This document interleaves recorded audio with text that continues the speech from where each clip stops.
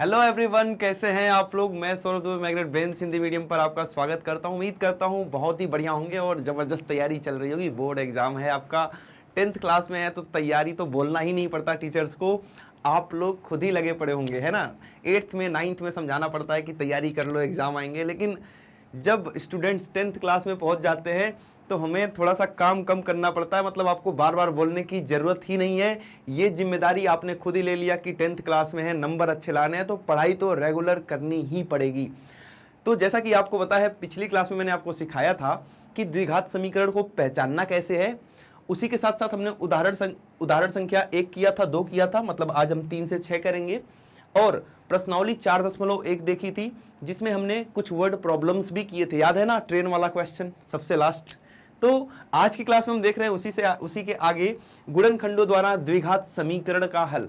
मतलब अभी तक तो हमने पहचानना सीखा था कि द्विघात समीकरण दिखता कैसा है, होता कैसा है, और आज हम सीखेंगे कि गुणनखंडों विधि द्वारा, मतलब उसका गुणनखंड निकाल के उससे हम कैसे द्विघात समीकरण का हल निकालेंगे। और साथ में हम देख रहे होंगे एनसीईआरटी का उदाहरण संख्या 3 से लेकर 6 तक। तो चलिए क्लास स्टार्ट करते हैं। और स्टार्ट करने से पहले एक छोटी और जरूरी बात आपके लिए। जैसा कि आपको पता है, मैग्नेट ब्रेन्स प्रोवाइड करता है हाई क्वालिटी एजुकेशन, जहां हिंदी मीडियम विद्यार्थियों को मिलती हैं 6ठी से लेकर 12वीं क्लास तक की क्लासेज, और वहीं इंग्लिश मीडियम स्टूडेंट्स को क्या मिलती हैं, KG to 12 सारी क्लासेज। और खास बात क्या है कि ये सारी क्लासेज बिल्कुल फ्री ऑफ कॉस्ट है। मतलब कि आपको किसी भी प्रकार का कोई भी पेड सब्सक्रिप्शन लेने की कोई ज़रूरत ही नहीं है। ये सारी क्लासेज यूट्यूब चैनल पर देख सकते हैं आप। इसको देखिए, इसका फ़ायदा उठाइए और जमकर पढ़ाई कीजिए। और एक काम और करेंगे, अपनी बेहतरीन तैयारी करिए। आप क्या करेंगे, ई नोट्स और ई बुक्स को ग्रैब करना बिल्कुल नहीं भूलना है, जिसका लिंक डिस्क्रिप्शन बॉक्स में दिया गया है। तो देर किस बात की, स्टार्ट करते हैं आज का टॉपिक, जिसमें हम देख रहे हैं द्विघात समीकरण पार्ट 4, और बात करेंगे कि गुणनखंडों द्वारा द्विघात समीकरण का हल कैसे निकालते हैं। सबसे पहले एक द्विघात समीकरण ले ही लेते हैं। जैसा कि मैंने ले लिया एक द्विघात समीकरण, x² + 5x + 6 बराबर कितना, 0। ये रहा आपका द्विघात समीकरण। गुणनखंड विधि द्वारा इसका हल निकालना है। आपने 8th क्लास में, 9th क्लास में द्विघात बहुपदों का गुणनखंड निकालना आपने सीखा है। बिल्कुल वही करना है, मतलब कि मिडिल टर्म को तोड़ना है, मध्य पद को विभक्त करना है। मिडिल टर्म स्प्लिट मेथड लगाएंगे, यहाँ पर बीच वाले पद को तोड़ेंगे, इसका गुणनखंड करेंगे, और इसके हम क्या निकाल लेंगे, हल निकाल लेंगे, जिसको हम मूल भी बोलते हैं। कैसे, आइए देखते हैं। जो बीच वाला पद आपको दिखता है, मतलब जिसमें चर राशि x है, जिसका गुणांक आपको 5 दिख रहा है, तो बीच वाला पद आपको जोड़ने पर मिलना चाहिए कितना, 5। गुणा करने पर किनारे गुणे किनारे, मतलब 6 गुणे, यहां पे तो कुछ नहीं है, 1 है, तो 6 गुणे 1 गुणा करने पर कितना मिलना चाहिए, 1, सॉरी 6। 6 गुणे 1 कितना, 6। तो किनारे गुणे किनारे 6 गुणे 1, मतलब कि गुणा करने पर 6 मिलना चाहिए, जोड़ने पर बीच वाला 5 मिलना चाहिए। तो जल्दी से मेरे दोस्त 2 संख्याएं बताएंगे आप, जिनको जोड़ने पर 5 आ जाए और गुणा करने पर 6 आ जाए। बड़ा ही आसान है सर। 2 और 3 दोनों संख्याएं क्या हो गई, 2 और 3। 2 और 3 को जब आप जोड़ते हैं तो 5 आता है, और जब आप गुणा करते हैं तब कितना आता है, 6 आता है। मतलब कि बीच वाले पद को तोड़ेंगे किसमें, 2 और 3 में। कैसे, आइए देखते हैं। यहां लिखेंगे x² धन, अब इसको तोड़ेंगे 5x की जगह हम क्या लिखने वाले हैं, 2x और 3x, x लगा के लिखना है। तो हम लिख देंगे 2x धन 3x धन, लास्ट वाले पद को ऐसे ही लिख देंगे। क्या ये करना आता है? अच्छा, कुछ स्टूडेंट्स ऐसे भी होंगे जिनको अभी तक नहीं आता है द्विघात बहुपदों का गुणनखंड। अगर आपको नहीं आता है तो आप प्लेलिस्ट में जाएंगे, वहां पर एक सेपरेट वीडियो मैंने बना रखी है कि द्विघात बहुपदों का गुणनखंड कैसे निकालना है। वहां पर पूरा एक्सप्लेन किया गया है, वहां से आप सीखेंगे। बाकी मैं यहां तो सिखा ही रहा हूं, ठीक है। तो यहां देखेंगे पहले वाले से x कॉमन आ रहा है, x कॉमन लेंगे, बचेगा क्या, x + 2। यहां भी जो यहां पर बचा वही यहां पर बचना चाहिए। सर यहां पर पहले 3x दिख रहा था, अभी x दिख रहा है, मतलब 3 बाहर आया होगा। सर पहले भी प्लस का चिन्ह था, अभी भी प्लस का चिन्ह है, तो प्लस लगा देंगे। जब चिन्ह नहीं बदलेगा, पहले भी प्लस अभी भी प्लस, चिन्ह बदल नहीं रहा है तो प्लस लगाएंगे। अगर चिन्ह बदल गया तो क्या लगाएंगे, माइनस लगाएंगे। बात क्लियर है यहां तक, ठीक है, बराबर 0। अब क्या करेंगे, जो कोष्टक में है उनको एक कोष्टक में लिख देंगे x धन 2, और जो बाहर है उनको एक कोष्टक में लिख देंगे, मतलब x धन 3 बराबर 0। यहां से ये तो गुणनखंड, ये तो आपने 9th क्लास में यहां तक किया ही था। आगे क्या करेंगे, 9th क्लास में खैर ये भी किया था आपने। जब हमें इसका गुणनखंड द्वारा हल निकालना है, मतलब एक बार एक गुणनखंड को आप शून्य के बराबर करेंगे, शून्य के बराबर करेंगे तो यहां से एक हल आ गया हमारे पास -2। और जब आप इसको शून्य के बराबर करते हैं, x धन 3 बराबर 0, इसको जब आप शून्य के बराबर करते हैं तो एक हल आ गया -3। ये हल होते क्या है सर, ये भी तो बता दो।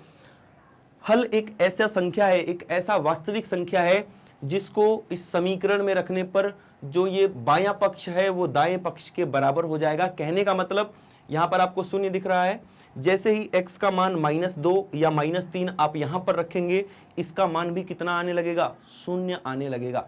मतलब कि x का ऐसा मान जिसको दिए गए समीकरण में रखने पर बायां पक्ष और दायां पक्ष आपस में बराबर आ जाते हैं, उसे हम क्या कहते हैं, उस मान को हम क्या कहते हैं, समीकरण का हल। क्लियर है, बातें क्लियर हैं। इस पे हम उदाहरण भी करेंगे, इसका एक बार स्क्रीनशॉट लेंगे जो आपको समझाया गया है और हम बढ़ेंगे आगे, और हम बढ़ रहे होंगे आगे, जल्दी से स्क्रीनशॉट लेंगे।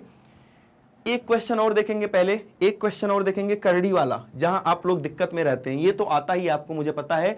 एक करड़ी वाला क्वेश्चन देख लेते हैं। तो आइए एक क्वेश्चन बनाता हूं मैं। यहां पर मान लो आपको दिया है क्या, x² धन, एक मिनट मुझे क्वेश्चन बना लेने दीजिए आप, जिससे कि हमें दिक्कत ना हो, धन 4 करड़ी में 2 धन 6। ये क्वेश्चन बन चुका है। यहां पे माइनस लगा लो आप बीच में, माइनस यहां पे लगाएंगे बीच में दोस्त। आ गई बात समझ में। ये एक आपको द्विघात समीकरण दिया हुआ है, यहां पे x लगाएंगे। ये आपको एक द्विघात समीकरण दिया हुआ है और इसका हल निकालना है। मुझे पता है इस तरह के क्वेश्चन में नॉर्मली स्टूडेंट्स क्या होते हैं, परेशान रहते हैं। करड़ी वाले क्वेश्चन में परेशान होने की कोई भी जरूरत नहीं है आपको दोस्त। देखें, स्टेप बाय स्टेप करेंगे, नियम वही, नियम वही। कैसे सर, जोड़ने पर बीच वाला आना चाहिए, बीच में लिखा है 4 करड़ी में 2। जोड़ने पर बीच वाला आना चाहिए, बीच में लिखा है -4 करड़ी में 2, लिख लिया। गुणा करने पर किनारे गुणे किनारे, किनारे गुणे किनारे, ये किनारा सन्नाटा है, यहाँ पे कुछ नहीं है, तो मतलब गुणा करने पर 6 आना चाहिए। कोई दिक्कत यहां तक, बातें क्लियर है, पूरी पूरी बातें क्लियर हैं। ठीक है, आगे बढ़ें, आगे बढ़ते हैं। अब हमें दो संख्याएं ढूंढनी है जिनको गुणा करने पर 6 आता है और जोड़ने पर -4 करड़ी में 2 आता है। यही दिक्कत है सर, यही तो दिक्कत है, नहीं मिल पाती। मिलेंगी, मिलेंगी कैसे नहीं। यहां देखो, इसका गुणनखंड करो, क्या आता है, 2 गुणे 3 आता है कि नहीं आता, 2 गुणे 3 पक्की बात है, 2 गुणे 3 6 होता है, कोई दिक्कत वाली बात नहीं है। जोड़ने में सर एक चीज करड़ी में 2 आ रही है, करड़ी में 2 आ रही है, तो हम 2 को फिर तोड़ेंगे, किसमें, करड़ी में 2 गुणे करड़ी में 2। 2 को हम लिख सकते हैं क्या, 2 बार करड़ी में 2, करड़ी में 2 गुणे करड़ी में 2, 2 होता है। अब हमारे पास 3 चीजें हैं, करड़ी में 2, करड़ी में 2 और ये 3, इसको तो हमने तोड़ दिया, इसको भूल जाओ। 3 चीजें दिख रही हैं, इन तीनों चीजों को ऐसे मतलब सजाना है, ऐसे जमाना है आपको कि कितना आ जाए, 4 करड़ी में 2। कैसे होगा सर, एक 3 को करड़ी में 2 दे दो तो बन गया 3 करड़ी में 2। एक करड़ी में 2 को अकेला रखो, क्या 3 करड़ी में 2 धन करड़ी में 2 4 करड़ी में 2 होता है, बिल्कुल होता है सर। मजा आया, मिल गया ना आपको, 3 करड़ी में 2 और करड़ी में 2। क्योंकि हमें माइनस का चाहिए तो इसको भी माइनस का रखना पड़ेगा और इसको भी। अब देखो माइनस का 3 और इसके सामने क्या लिखा है, माइनस का 1, माइनस का 3 माइनस का 1 हो गया माइनस का 4 करड़ी में 2। क्लियर है, -3 करड़ी में 2 -1 करड़ी में 2 कितना हो जाएगा दोस्त, -4 करड़ी में 2। गुणा करके भी देख लो 6 आएगा, कैसे, माइनस माइनस प्लस हो गया, प्लस का चाहिए 3, ये रहा 3 करड़ी में 2 गुणे करड़ी में 2, 2 3 गुणे 2 6। दोनों मिल गए या नहीं मिल गए, इतनी बात समझ में आ चुकी है। बीच में तोड़ना कैसे है ये तो आपको पहले से ही पता है। आइए तोड़ते हैं, आइए इसको तोड़ते हैं फिर जोड़ते हैं। x², बीच वाले को तोड़ दो, किसमें, इसमें x लगा के। कैसे, -3 करड़ी में 2x और क्या, माइनस करड़ी में 2x। एक लिखते नहीं है नॉर्मली, एक मैंने आपको समझाने के लिए लिखा था, और हम लिख देंगे सबसे लास्ट वाला पद +6 = 0। क्लियर है यहां तक, बिल्कुल क्लियर है, ठीक है, बहुत बढ़िया। इन दोनों में से कॉमन क्या आ रहा है सर, x, x को बाहर निकालो। यहां पर x 2 बार है, एक बार बाहर निकाल दिया, एक बार बच जाएगा। यहां पर x एक बार है, x बाहर निकल गया, यहां पर बच गया 3 करड़ी में 2। नियम वही है दोस्त, नियम वही है, जो यहां पर बचा वही यहां पर बचना चाहिए, मतलब यहां भी आपका x माइनस 3 करड़ी में 2 बचना चाहिए। इतनी बातें क्लियर हैं सर। पहले यहां पर x था, पहले यहां पे करड़ी में 2x था, बाद में x बचा, मतलब बाहर क्या आया होगा, बाहर आया होगा करड़ी में 2, बाहर क्या आया होगा करड़ी में 2। सर चिन्ह बदल रहा है, पहले प्लस था माइनस, जब भी चिन्ह बदले बाहर क्या लगा देना है, माइनस लगा देना है। इतना सा काम कर देना है आपको। एक कोष्टक में लिख देंगे जो कोष्टक में चीजें दिख रही हैं, x माइनस 3 करड़ी में 2, और एक कोष्टक में लिख देंगे जिनके पास घर नहीं है, जो बाहर घूम रहे हैं, इनको भी घर का इंतजाम करवाइए, ये बराबर 0। एक बार हम इसको 0 रखेंगे तो हमारे पास क्या आ रहा होगा, हमारे पास यहां से आ जाएगा एक मूल, एक हल आ चुका है, x का मान 1 आ गया 3 करड़ी में 2। और जब आप इसको 0 करते हैं, जब आप इसको 0 करते हैं तो यहां से x का मान निकल के आ रहा होगा आपके पास क्या, करड़ी में 2। क्लियर हुई चीजें, इसका स्क्रीनशॉट लेंगे और हम बढ़ेंगे आगे की तरफ। क्लियर है, मजा आया? कुछ नहीं है, कुछ नहीं है, मैथ्स का दूसरा नाम है प्रैक्टिस का खेल। ठीक है, हमने 2 क्वेश्चन किए, आगे भी करते रहेंगे, टेंशन नहीं लेने का, सब कुछ समझ में आएगा जबरदस्त तरीके से। उदाहरण संख्या 3 देखेंगे। गुणनखंडन द्वारा समीकरण इतना के मूल ज्ञात कीजिए, या तो लिख दिया समीकरण का हल ज्ञात कीजिए, बात वही है, मूल ज्ञात कीजिए, बात वही है, टेंशन नहीं लेने का। आइए इसको तोड़ते हैं और फिर क्या करते हैं, जब तोड़ेंगे तो जोड़ने की जिम्मेदारी भी तो हमारी है, तो पहले तोड़ेंगे फिर जोड़ेंगे। देखते ही जल्दी से बता दो कि जोड़ने पर क्या आना चाहिए और गुणा करने पर क्या आना चाहिए। सर जोड़ने पर बीच वाला -5 आना चाहिए, और गुणा करने पर किनारे गुणे किनारे, किनारे गुणे किनारे, 3 गुणे 2 6। क्लियर है बातें? अच्छा, ये बीच वाला जो मैं बोल रहा हूं ना, हमेशा ध्यान रखना कि जो समीकरण लिखा हुआ है अपने व्यापक रूप में, मानक रूप में लिखा होना चाहिए। किस रूप में? मानक रूप में लिखा होना चाहिए ये समीकरण, मतलब इस रूप में लिखा होना चाहिए हमेशा, उसके बाद ही आपको सॉल्व करना है। मतलब सबसे पहले x² वाला आना चाहिए, फिर x वाला आना चाहिए, फिर अचर पद आना चाहिए। उल्टा सुल्टा लिखा है, आपको इसी रूप में पहले लिख देना है, उसके बाद देखना है कि जोड़ने पर क्या आएगा और गुणा करने पर क्या आएगा। 2 संख्याएं बता दो जल्दी से, 2 संख्याएं सर, -2 और -3। -2 और -3 -5 होता है, और जब आप माइनस माइनस गुणा करेंगे तो प्लस, और 2 गुणे 3 6 हो जाएगा, कोई दिक्कत वाली बात नहीं है। तो बीच वाले को अब हम लिख सकते हैं कितना, -2x -3x, और ये है प्लस का 3 बराबर 0। इन दोनों में से कॉमन कितना आ गया, 2x, यहाँ 2 बाहर निकल गया, एक बार x बाहर निकल गया, एक बार x बच जाएगा। ये पूरा का पूरा बाहर आ गया तो यहाँ पे 1 बचेगा। जब पूरा का पूरा बाहर आता है, कॉमन आता है, तो क्या बचता है, 1 बच जाता है। जैसे यहाँ पर बचा वैसे ही यहाँ पर भी बचना चाहिए। पहले ये 3x हुआ करता था, अब ये x हो गया, मतलब 3 बाहर आया होगा। चिन्ह सर बदल गया, प्लस था माइनस हो गया, जब भी चिन्ह बदलेगा आपको माइनस लगा देना है, बराबर 0। कोई दिक्कत नहीं है, बहुत बेहतरीन, बहुत बेहतरीन। एक कोष्ठक में इसको लिख दिया, दूसरे कोष्ठक में इसको लिख दिया। इसको जब शून्य करेंगे आप तो यहां से एक मूल आ गया आपके पास x बराबर 1, और जब आप इसको शून्य कर रहे होंगे 2x -3 बराबर 0, तो यहां से आपके पास दूसरा शून्य कितना आ जाएगा, 3/2, 3/2। क्लियर है? जल्दी स्क्रीनशॉट लेंगे इसका और हम देखते हैं आगे की कहानी क्या है। उदाहरण संख्या 4, द्विघात समीकरण दिया हुआ है, मूल ज्ञात करना है। वही कहानी जल्दी से मुझे बताएंगे सभी लोग कि जोड़ने पर क्या आएगा और गुणा करने पर क्या आएगा। सर जोड़ने पर बीच वाला आना चाहिए, बीच में क्या लिखा है, कुछ नहीं है, तो यहाँ 1 है और माइनस का है। चिन्हों को बहुत ही बढ़िया से ध्यान देना है, ऐसा ना हो कि आपने 1 लिख दिया, गलत हो जाएगा, तुरंत पूरा सब गड़बड़ हो जाएगा, है ना। चिन्हों को बहुत ही विशेष ध्यान देना, आपको समझ रहे हैं मेरी बात। अब मुझे बताओ कि गुणा करने पर क्या आना चाहिए।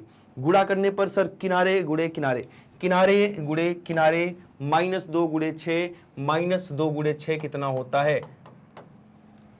-2 गुणे 6 कितना होता है? -12। दो संख्याएं बताओ जिनको गुणा करने पर 12 आता है, जोड़ने या घटाने पर 1 आता है। सर 4 और 3, 4 और 3 घटाने पर 1 आता है, लेकिन हमें 1 नहीं -1 चाहिए, तो बड़ी संख्या को माइनस में लेंगे, बड़ी संख्या को माइनस में लेंगे। क्लियर है बातें? ठीक है। अब क्या करना है? बीच वाले को तोड़ेंगे, -1x को तोड़ेंगे किसमें? प्लस का 3x आ जाएगा और माइनस का 4x आ जाएगा, यहां -2 बराबर 0। कोई दिक्कत वाली बात? इसको तोड़ दिया, इसमें पहले दो से कॉमन क्या आ रहा है? कौन सा ऐसा टेबल है जिसमें 6 भी आता है 3 भी आता है? 3 का टेबल। दोनों में x आ रहा है, x बाहर निकालो, 3 2 जा 6, तो यहाँ 2 आ जाएगा। 3 दूना 6 होता है, तो यहाँ 2 आ जाएगा। 2 बार x है, 1 बार x बाहर निकाला, 1 बार x बच जाएगा। ये पूरा का पूरा बाहर, तो यहाँ पे बच जाएगा 1। जो यहाँ बचा वही यहाँ बचना चाहिए, जो यहाँ बचा वही यहाँ बचना चाहिए। पहले ये 4x हुआ करता था, अभी ये 2x हो गया, मतलब 4 को 2 से भाग करेंगे कितना आएगा? 2। ऐसे चेक कर सकते हैं, 2 दूना 4, ठीक है, मतलब 2 बाहर आ गया। या यहां से भी देख सकते हैं, पहले 2 था, अब 1 बन गया, मतलब ये पूरा का पूरा बाहर आया होगा। अब बात करते हैं चिन्हों की। पहले माइनस था, प्लस हो गया, बदल गया तो माइनस लगाएंगे। क्लियर है बातें? ठीक है, बहुत बढ़िया। अब हम क्या करने वाले हैं? एक कोष्ठक में लिख देंगे 2x धन 1 और एक में लिख देंगे 3x माइनस 2 बराबर 0। एक बार जब आप इसको 0 करते हैं तो -1 उधर जाएगा, 1 तो क्या बन जाएगा? -1, और आपका इस प्रकार से x का मान आ जाएगा -1/2, -1/2। क्लियर है बात? ठीक है, इसको करेंगे अब। 3x माइनस 2 बराबर 0, 3x बराबर 2, और यहां से आपका x का मान आ चुका है 2/3। कितना आ गया x का मान? 2/3। तो आपको मूल ज्ञात करना था, दोनों मूल हमारे पास आ चुका है। पहला मूल है आपका x बराबर -1/2 और दूसरा मूल क्या है? x बराबर 2/3। जल्दी से स्क्रीनशॉट लेंगे और देखेंगे नेक्स्ट उदाहरण, अगला एग्जाम्पल क्या है। देखते हैं उदाहरण संख्या 5। इसमें बात कर रहा है कि द्विघात समीकरण 3x² - 2 करड़ी में 6x + 2 बराबर 0 के मूल ज्ञात कीजिए। मोस्ट इंपॉर्टेंट क्वेश्चन है ये। आइए समझते हैं इसको, समझते हैं बहुत ध्यान से। हर एक स्टूडेंट का ध्यान यहीं चाहिए अभी आपका ध्यान इधर उधर कहीं नहीं देखना है, बिल्कुल फोकस होके इधर। ठीक है, आओ देखते हैं इसको, इससे निपटते हैं। पहले तो मैंने समीकरण लिख दिया। अब आपको एक चीज बतानी है कि ऐड करने पर कितना आना चाहिए और ऐड करने पर कितना आना चाहिए और गुणा करने पर कितना आना चाहिए। सर बीच वाला -2 करड़ी में 6, और गुणा करने पर क्या होता है? किनारे गुणे किनारे, 2 गुणे 3 मतलब कि 6। हमेशा देखा करो कि जोड़ वाले में करड़ी में कौन सा आ रहा है, सर करड़ी में 6 आ रहा है, मतलब यहां से हमें करड़ी में तोड़ना पड़ेगा 6 को करड़ी में कैसे तोड़ेंगे? जो करड़ी में आ रहा है उसी संख्या को ही तोड़ना है आपको। जैसे अभी मैंने एक एग्जाम्पल पीछे कराया था ऐसा ही, सबसे स्टार्टिंग में जो दूसरा एग्जाम्पल आज आपको बताया था मैंने, उसमें मैंने क्या किया था? 2 को करड़ी में तोड़ा था, क्योंकि यहां पर करड़ी में 2 था, यहां पर करड़ी में क्या है? यहां पर करड़ी में 6 है, मतलब कि आपको 6 को तोड़ना पड़ेगा। मेरी बात समझ पा रहे हैं? आइए 6 को तोड़ दिया हमने। अब हमें यहां पर 1 है, यहां भी 1 है, ये बात तो अंडरस्टूड है, मतलब ये हमें समझ में आता है। हमें चाहिए -2, मतलब माइनस दोनों होंगे, -1 और -1 ही -2 होता है, मतलब हमें सब कुछ मिल चुका है। बीच वाले को तोड़ देंगे। यहां पर कॉमन लेने में भी गलती करते हैं, वो भी सिखाऊंगा अभी। इसको हम क्या लिख देंगे? 1 तो लिखते नहीं है, माइनस करड़ी में 6x और माइनस करड़ी में 6x धन 2 बराबर 0। इतनी बात समझ में आ चुकी है? ठीक है, यहां देखो, अब यहां पे गलती करोगे, यहां पे ना मतलब बढ़िया दिमाग चाहिए कॉमन लेने के लिए, बेहतरीन वाला। कैसे? 3 को, अगर इस 3 की बात करूं, 3 को मैं तोड़ सकता हूं करड़ी में 3 गुणे करड़ी में 3 में, बात सही है। करड़ी में 6 को मैं तोड़ सकता हूं क्या? करड़ी में 2 और करड़ी में 3, क्योंकि करड़ी वाले आपस में जुड़ते तो नहीं है, अगर असमान है तो नहीं जुड़ते हैं, समान है, यहाँ भी करड़ी में 6, यहाँ भी करड़ी में 6 तो जुड़ जाएगा, लेकिन यहाँ पर करड़ी में 2 और करड़ी में 3 आपस में नहीं जुड़ेगा, लेकिन गुणा हो जाएगा। गुणा होके 2 गुणे 3 6 आ जाएगा। इसको भी तोड़ के चेक कर लिया क्या क्या आएगा, करड़ी में क्या क्या आ सकता है। इसको भी तोड़ के चेक कर लिया करड़ी में क्या क्या आ सकता है। अब देखो कॉमन दोनों में क्या आ रहा है। क्या दोनों में से करड़ी में 3 हम कॉमन ले सकते हैं? बिल्कुल ले सकते हैं। ये दिमाग लगाना पड़ेगा, यहां फंसोगे एग्जाम में, पक्का फंसोगे, ध्यान रख लो। अगर प्रैक्टिस कर लिया 4-5 क्वेश्चन ऐसे ही लगे हाथ, कभी नहीं फंसने के। तो ये चीज आपको ध्यान रखना है। यही चीज अटक जाती है आपको एग्जाम में, क्योंकि इसकी प्रैक्टिस नहीं करके जाते हो। 1-2 क्वेश्चन यहाँ देख लिया, कॉपी बंद कर दिया, मोबाइल बंद हो गई, बस खत्म। ये नहीं करना, आपको प्रैक्टिस करके जाना होगा एग्जाम में। ये समझ में आ चुका होगा कि करड़ी में 3 बाहर आएगा और x तो यहाँ से बाहर आता ही आता है। यहाँ का एक करड़ी में 3 बाहर आ चुका तो एक करड़ी में 3 बच गया और एक बार x भी बच गया। यहाँ से करड़ी में 3 बाहर आ चुका है तो बचेगा क्या? तो मेरे दोस्त बच जाएगा यहाँ पे करड़ी में 2 और x तो बाहर आ ही चुका है। समझ में आ गया कैसे कॉमन लिया यहाँ पे? ठीक है। अब जो यहाँ पे बचा, आगे का नियम वही नियम वही कानून, जो यहाँ पर था वही वहाँ पे छाप दिया। अब देखो ध्यान से, पहले तो इससे ही समझ लो। पहले करड़ी में 6 हुआ करता था, अब करड़ी में 3 हुआ था। करड़ी में 6 को मैंने अभी बताया था कि करड़ी में 2 गुणे करड़ी में 3 लिख सकते हैं। करड़ी में 6 था, अब करड़ी में 3 बचा, मतलब बाहर क्या आया होगा? बाहर आया होगा करड़ी में 2। आगे का चेक करने की जरूरत नहीं है। 2 को भी हम करड़ी में 2 गुणे करड़ी में 2 लिख सकते हैं। एक करड़ी में 2 यहाँ बच गया, एक करड़ी में 2 बाहर आ गया। चिन्ह बदला क्या? पहले प्लस का था, अभी माइनस का हो गया, मतलब कि यहाँ पे क्या लगेगा? माइनस। बात समझ में आई? जब भी चिन्ह बदलेगा बाहर क्या आएगा? माइनस आएगा। चिन्ह नहीं बदला अगर, बाहर क्या आएगा? प्लस आएगा। यहां से माइनस प्लस की गलती आपके लिए हमेशा के लिए मिट जाएगी। जो मैं बताऊं तो 80% बच्चे ये गलती करते ही करते हैं। 80% ये करते हैं, पता ही नहीं चलता कब प्लस कब माइनस, तुक्का मार दिया, कुछ भी लिख दिया। ऐसा नहीं करना। आपको एक बेहतरीन ट्रिक बता दिया कि अगर चिन्ह बदल गया तो माइनस, और एक जैसा है दोनों चिन्ह तो प्लस। बात खत्म। क्लियर? एक कोष्ठक में हम लिख देंगे करड़ी में 3x माइनस करड़ी में 2, और दूसरे कोष्ठक में जो बाहर है करड़ी में 3x माइनस करड़ी में 2, ये लिख दिया, बराबर 0। जब यहां से आप सॉल्व करेंगे, करड़ी में 3x माइनस करड़ी में 2 बराबर 0 करेंगे, तो यहां से आपका x आ जाएगा कितना? यहां से आपका x आ रहा होगा करड़ी में 2 बटे करड़ी में 3। और जब आप इसको शून्य के बराबर करेंगे, करड़ी में 3x माइनस करड़ी में 2 बराबर 0, तो यहां से भी आपका x वही आएगा। तो कहने का मतलब है कि दोनों मूल बराबर भी आ सकते हैं। आगे का जो टॉपिक होगा ना, मतलब प्रश्नावली 4.2 के बाद, अभी तो हम ये करेंगे, फिर प्रश्नावली 4.2 करेंगे, उसके बाद जो टॉपिक होगा मूलों की प्रकृति, वहां पर मैं आपको यही सिखा रहा हूँगा कि ये मूल अलग अलग भी हो सकते हैं, मूल बराबर भी हो सकते हैं, और अवास्तविक संख्याएं भी हो सकती हैं। मतलब मूल एग्जिस्ट नहीं करते, वैसा भी कुछ हो सकता है। ये हम करेंगे आगे के टॉपिक में, जहां पर मैं ये सिखा रहा हूँगा कि ये सब करने की जरूरत ही नहीं है। समीकरण को देख के एक छोटा सा फॉर्मूला लगा के, डिस्क्रिमिनेंट का, विवितकर का फॉर्मूला लगा के आप सीधे बताएंगे कि मूल बराबर आएंगे या नहीं आएंगे। चेक नहीं करना पड़ेगा। ऐसे मजा आएगा वहां भी। मूलों की प्रकृति जब पढ़ाऊंगा तब जल्दी से स्क्रीनशॉट लेंगे और बढ़ेंगे। तो ठीक है, बढ़ते हैं अपने आखिरी उदाहरण की तरफ, उदाहरण संख्या 6 की तरफ। देखते हैं उसमें क्या बातें की गई हैं। तो इसमें बोल रहा है अनुच्छेद 4.1 में दिए गए प्रार्थना कक्ष की विमाएं ज्ञात कीजिए। तो अनुच्छेद 4.1 की जो बात कर रहा है एनसीईआरटी में, वो यही अनुच्छेद है जो आपको दिख रहा है सामने, यहाँ से लेके यहाँ तक। इसको आप एनसीईआरटी के पेज नंबर 1 पे देखेंगे तो ये सेम टू सेम आपको दिख जाएगा। इसमें बात हो रही है कि एक धर्मार्थ ट्रस्ट 300 वर्ग मीटर क्षेत्रफल का एक प्रार्थना कक्ष बनाना चाहता है, जिसकी लंबाई उसकी चौड़ाई के 2 गुने से 1 मीटर अधिक हो। तो आपको लंबाई और चौड़ाई ज्ञात करनी है। तो आइए इसको करते हैं और इसकी विमाएं ज्ञात करते हैं। ज्ञात भी करनी है आपको, मतलब अभी केवल समीकरण लिखने से काम नहीं चलेगा, उस समीकरण का हल भी ज्ञात करना है। तो विमाएं इसकी आयताकार कक्ष है, ये आयताकार कक्ष है। क्या दिया है? इसका जो क्षेत्रफल है, एरिया है 300 वर्ग मीटर है। कितना है? जो क्षेत्रफल है इसका 300 वर्ग मीटर है। या मीटर स्क्वायर भी लिख सकते हैं, इतना तो पता ही होगा आपको।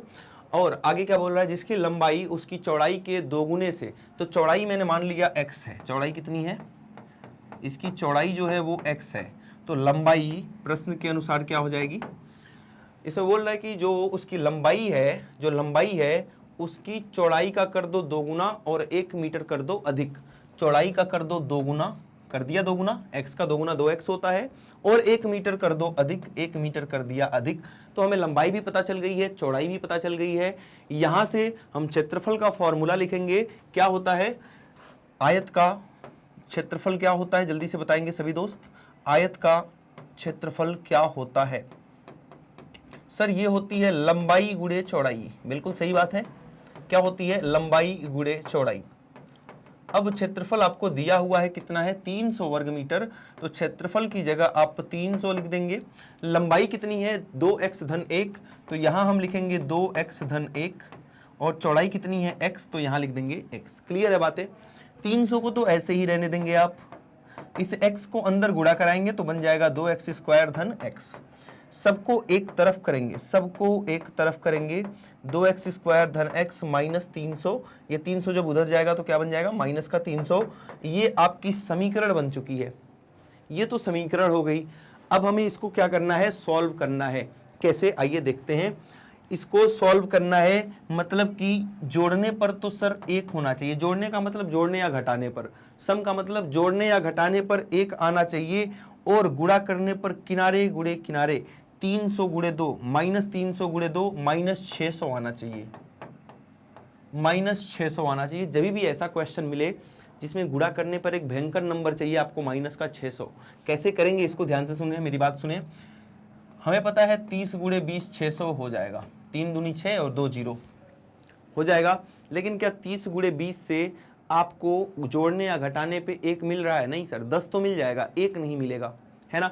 तो हम इसको आगे फैक्टराइज करेंगे, मतलब कि आपको अगर ऐसे नहीं समझ में आ रहा तो आप क्या करेंगे, 600 के सारे फैक्टर्स, मतलब कि प्राइम फैक्टराइजेशन करेंगे, अभाज्य गुणनखंड करेंगे, तो यहाँ पर 300 आ जाएगा, फिर 150 आ जाएगा। समझना, जब भी बड़ी संख्याएं मिलेंगी जहां आपका माइंड काम करना बंद कर दिया कि गुणा करने पर क्या आएगा, भाग और जोड़ने पर क्या आएगा, समझ में आना बंद हो जाएगा, वहां पर आपको ये काम करना है, ये ट्रिक होती है, ठीक है। यहां से आपको पता चल जाएगा कितनी भी बड़ी संख्याएं हों, है ना। 3 से काटेंगे तो 50 आ गया, और 2 से काट देते हैं 25 आ जाएगा, 5 और 5। अब यहां पर ना इन संख्याओं की आपको ग्रुपिंग करनी है। ग्रुपिंग करने का मतलब दो हिस्से लगाने हैं, एक हिस्से में कुछ संख्याएं रहेंगी, दूसरे हिस्से में कुछ संख्याएं, ऐसा हिस्सा लगाना है कि जोड़ने या घटाने पर 1 आ जाए, जोड़ने या घटाने पर 1 आ जाए, जोड़ने पर तो आएगा नहीं, घटाने पर 1 आ जाए। आइए चेक करते हैं। अगर मैंने इसको एक साथ ले लिया तो ये बन गया 5 गुणे 5 25, इन सबको एक साथ ले लिया तो 2 दूना 4 दूना 8 त्रिक 24, देखो एक बार में मिल गया ना, मजा आ गया। 25 और 24 घटाने पे 1 आ रहा है, मिल गया। तो ये तरीका होता है। जैसे अब मैं खुद, अगर मैं खुद सोचता, ऐसा नहीं कि मुझे पता था, ऐसा बिल्कुल नहीं है, अगर मैं खुद बैठ के सोचता कि 600 यार किसका, अभी मैंने एक सोचा भी था आपके सामने, 30 गुणे 20 काम नहीं बना था, मुझे भी टाइम लग जाता अगर मैं रैंडमली सोचता ऐसे बैठ के। ये मेथड होता है फटाफट, ये नहीं सोचना है कि 25 गुणे 24 600 होता है या नहीं होता, बिल्कुल होगा, इसी के तो गुणनखंड है ये।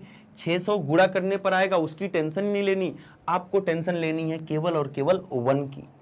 तो 1 की जगह हम क्या लिख सकते हैं, 25 और 24 को माइनस करेंगे तो 25 माइनस 24 1 होगा, और 25 गुणे माइनस 24 माइनस 600 होगा। चेक करने में टाइम मत खराब करना, 600 ही होगा, चेक कर लो। मुझे भी नहीं पता, लेकिन मुझे ये पता है कि इसके गुणनखंड हैं तो 100% 600 ही आना है। क्लियर हो गई बातें। अब गुणनखंड करना आसान हो गया या नहीं हो गया, बिल्कुल हो गया। पहले हम लिख देंगे क्या, 25x माइनस 24x माइनस 300। जो बातें यहां बताई जाती है ना, उनको समझा कीजिए, समझ लेंगे एक बार, चीजें इतनी आसान हो जाएंगी आपके लिए कि क्या ही बताऊं मैं। यहां देखो, इसमें से 2 और 25, कोई भी टेबल नहीं है जिसमें 2 भी आता हो 25 भी आता हो, मतलब नंबर्स में से कुछ कॉमन नहीं आ रहा, केवल और केवल x कॉमन आ रहा है, तो यहाँ 2x बच जाएगा, यहाँ 25 बच जाएगा। क्लियर है बात। जो यहां बचता है सर वही यहां बचना चाहिए। अब यहाँ 24 है, यहाँ 2 हुआ तो 12 दूना 24 होता है, यहाँ 12 आएगा, चिन्ह बदल गया तो ये माइनस का हो जाएगा, ठीक है। 12 25 गुणा करेंगे 300 आएगा, सोचना नहीं है, टाइम नहीं खराब करना अपना, वो आना ही आना है। एक कोष्टक में हमने लिख दिया क्या, x माइनस 12, और एक कोष्टक में लिख दिया 2x धन 25 बराबर कितना 0, बराबर कितना 0। क्लियर है चीजें। अब देखो एक बार इसको शून्य करेंगे, किसको, x माइनस 12 को एक बार शून्य करेंगे तो यहां से x का मान कितना आ गया, 12 आ गया। और एक बार आप किसको शून्य कर रहे होंगे, 2x धन 25 को, तो यहां से x का मान कितना आ गया, माइनस 25/2। इसको हम क्रॉस कर देंगे, मतलब इसको हम नहीं ले सकते, क्योंकि आपको बहुत अच्छे से पता है कि किसी भी चीज की विमाएं जो होती हैं, किसी भी चीज की लंबाई या चौड़ाई जो होती है वो माइनस में हो ही नहीं सकती। लंबाई या चौड़ाई कभी भी निगेटिव नहीं हो सकती है, ऋणात्मक नहीं हो सकती। इसको कैंसिल कर देंगे, इसको नेग्लेक्ट कर देंगे। हम बात किसकी करेंगे, 12 की। x बराबर 12 आ गया, मतलब कि चौड़ाई कितनी आ जाएगी इसकी, सर चौड़ाई आ जाएगी 12, चौड़ाई आ जाएगी 12 मीटर, और लंबाई चौड़ाई के 2 गुने से 1 अधिक, यही है ना, चौड़ाई के 2 गुने से 1 अधिक, मतलब 12 दूना 24 और 1 25 मीटर। ये आ गई कक्ष की विमाएं, कक्ष की विमाएं आ चुकी हैं। इसको बिल्कुल ध्यान से कर लेना है, समझ लेना है, और स्क्रीनशॉट जल्दी से ले लेना है, और बढ़ जाना है कहाँ, बढ़ जाना है अपने नेक्स्ट पार्ट पर। नेक्स्ट पार्ट तो यही था, ये तो आखिरी क्वेश्चन था आज का, ये आखिरी उदाहरण था। तो मजा आया होगा, हमने बहुत कुछ नया सीखा। आज ये भी सीखा कि द्विघात समीकरण का हल कैसे करते हैं। तो जल्दी से वीडियो को लाइक करना, चैनल पे अगर नए हैं तो सब्सक्राइब करना, और अपने दोस्तों के साथ इस वीडियो को शेयर करना बिल्कुल नहीं भूलना है। एकदम मेहनत से ज़बरदस्त तरीके से पढ़ाई करनी है दोस्त, बिल्कुल रुकना थकना ये सब मना है। 10th क्लास के बच्चों के लिए ये सब बातें नहीं होती कि रुक जाओ, थक जाओ, आराम कर लो, गर्मी की छुट्टियाँ, ये सब बकवास चीज़ें हैं। कुछ नहीं, पढ़ते रहो जब तक बोर्ड के रिजल्ट ना आ जाए, जब तक 95+ % ना आ जाए आपके, जब तक मज़ा नहीं आएगा, ना आपको, ना मुझे, ना हमारी टीम को, किसी को मज़ा नहीं आएगा। कोई चैन से बैठने वाला नहीं, मेहनत करते रहेंगे, तभी आएगा रिजल्ट बेहतरीन सा। एक छोटी सी बात और उसके बाद क्लास समाप्त। क्या, जैसा कि आपको पता है मैग्नेट ब्रेन्स प्रोवाइड करता है हाई क्वालिटी एजुकेशन, जहां इंग्लिश मीडियम और हिंदी मीडियम दोनों ही क्लासेज प्रोवाइड की जाती हैं। ये सीबीएसई बोर्ड के साथ साथ स्टेट बोर्ड्स भी कवर कराए जाते हैं यहाँ पर, जहाँ पर आपको Delhi board, Bihar board, UP board, MP board और राजस्थान बोर्ड्स मिलते हैं। इसके साथ ही आप वैदिक मैथ्स क्रैश कोर्स और स्पोकन इंग्लिश की भी क्लासेस ज्वाइन कर सकते हैं। आप हमें अदर सोशल मीडिया नेटवर्क्स पे भी फॉलो करेंगे, जैसे कि फेसबुक, इंस्टा, ट्विटर, टेलीग्राम और व्हाट्सएप पे। एक काम जरूरी और करना है दोस्त आपको, अपनी बेहतरीन तैयारी के लिए अनुभवी शिक्षकों के माध्यम से तैयार किया गया ई नोट्स और ई बुक्स को ग्रैब करना बिल्कुल ना भूलें। जो लिंक दी गई है कहाँ पर, जिसकी लिंक आपको मिल जाएगी डिस्क्रिप्शन बॉक्स में, तो जल्दी से जाइए, लिंक पे क्लिक कीजिए, ग्रैब कीजिए। और क्या, और अपना ख्याल रखिए। मिलते हैं अगली क्लास में, तब तक के लिए थैंक यू सो मच।